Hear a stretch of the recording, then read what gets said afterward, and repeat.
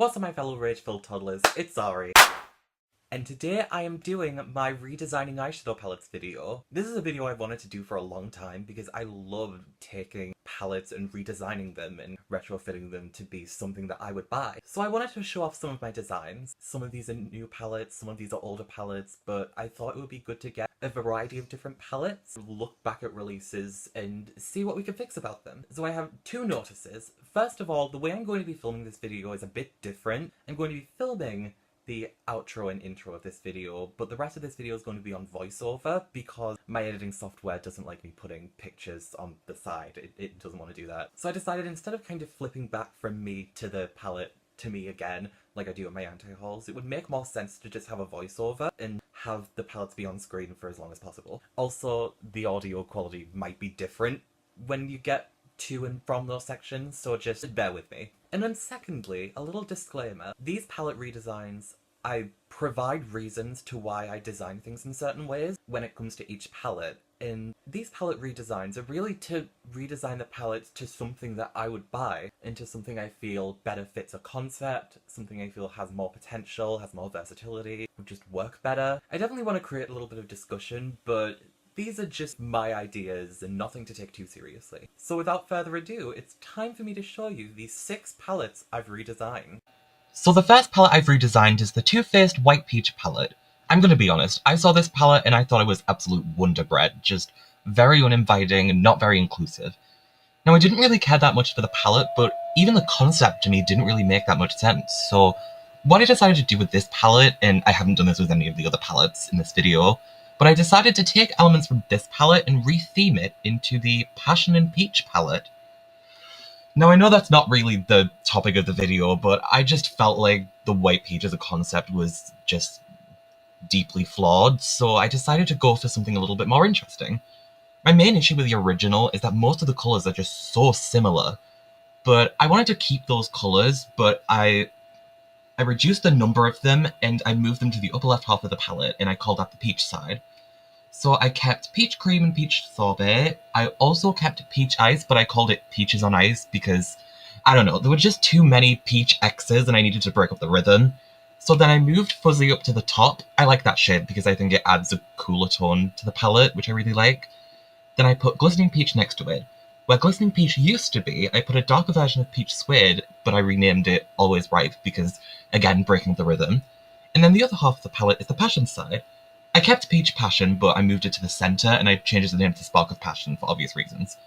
Then I moved on the grill to the very bottom right of the palette. This leaves 4 spots for new shades. So, bottom row to the left, I added a metallic green named Branch Out, because I thought it would go well with both the peach and the passion sides of the palette. Also, I want to apologise for all the random green shades I keep adding to these palettes in this video.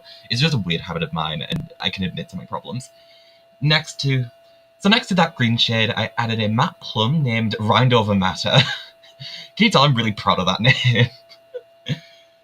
But this is just a colour representing the passion side of the palette. Just really necessary. And then on the end column I added a brighter purple called Summer Fruits just above on the grill. And then just above that I added a pastel yellow named Passion Cute.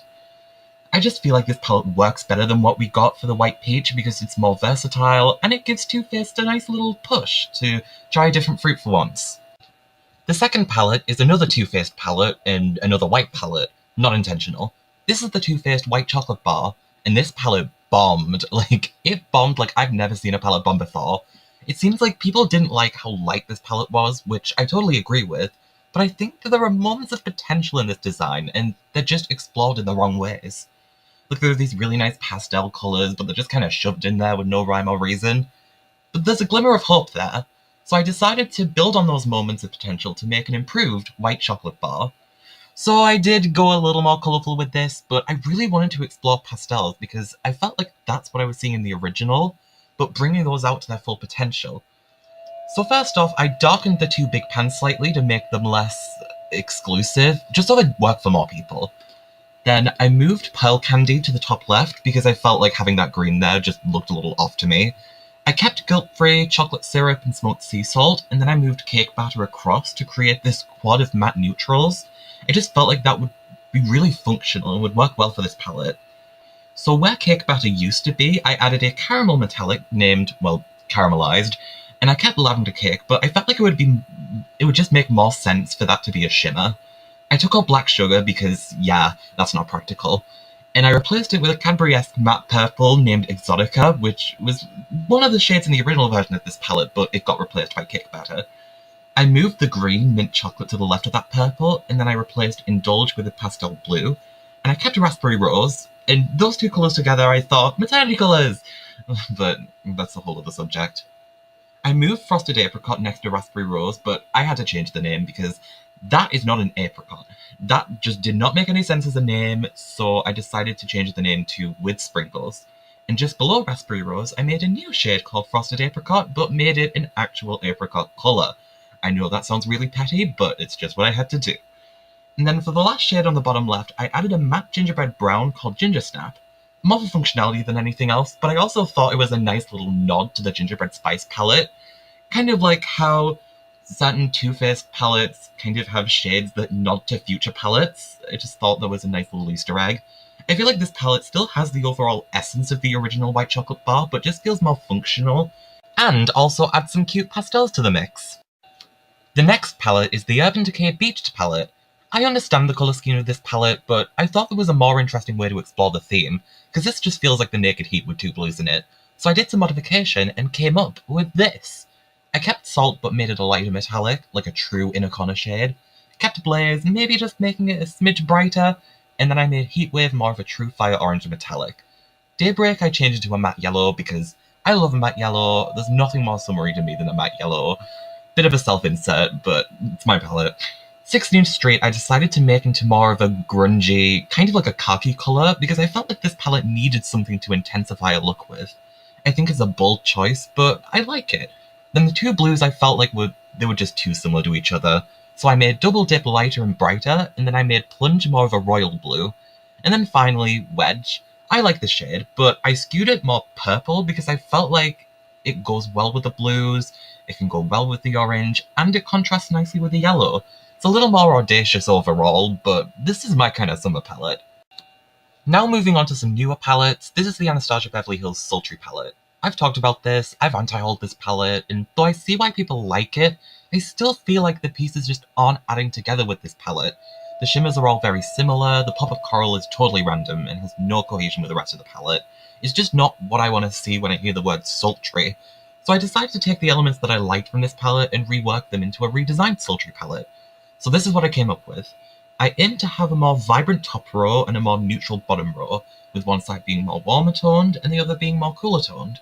So I moved Bloom to the middle, kept Pearl and Steampunk and moved them to the left, and then in between Steampunk and Bloom I added a peach shadow named Ember to bridge the two shades together. To the right of Bloom I added purples. I feel like purple is the perfect colour for Sultry, and it also fills the void of all the purples I wanted the Norvina palette to have.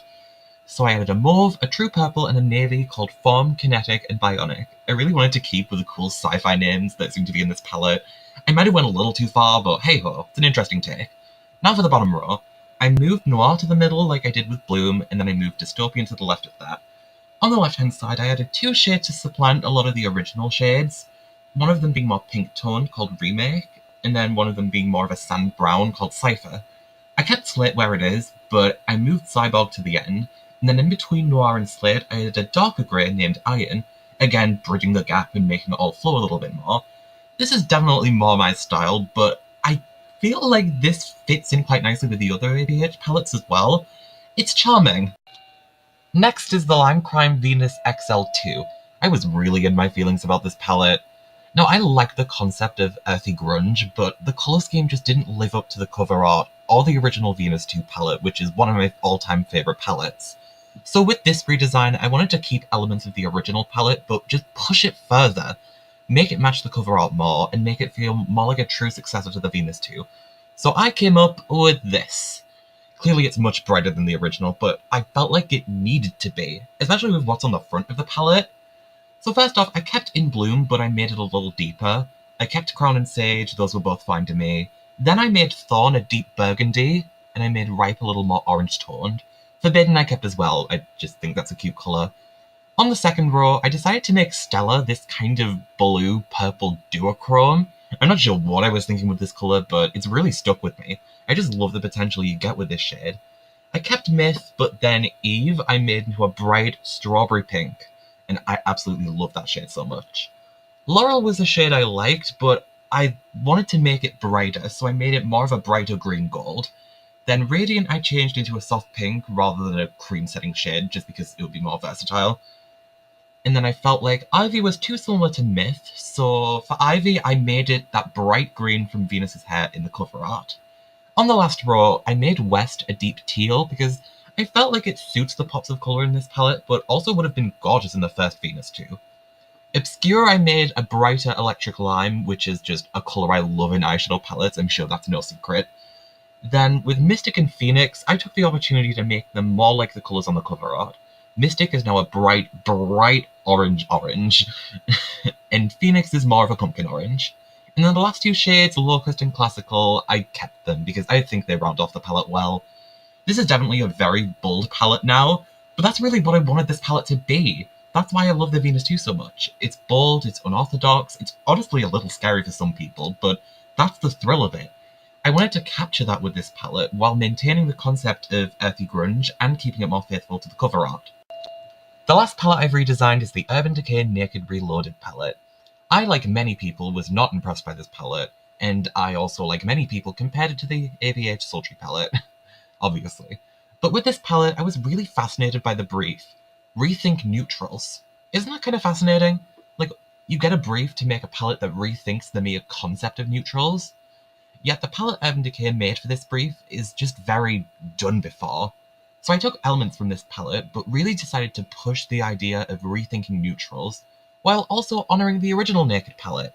So I created this. First of all, I have to address the packaging. I thought it would be cute to try and do a different cover for this palette, something that resembled the original Naked palette, but with a cute twist. As for inside the palette, I didn't do the whole bigger pans on the end thing, because that just felt unnecessary.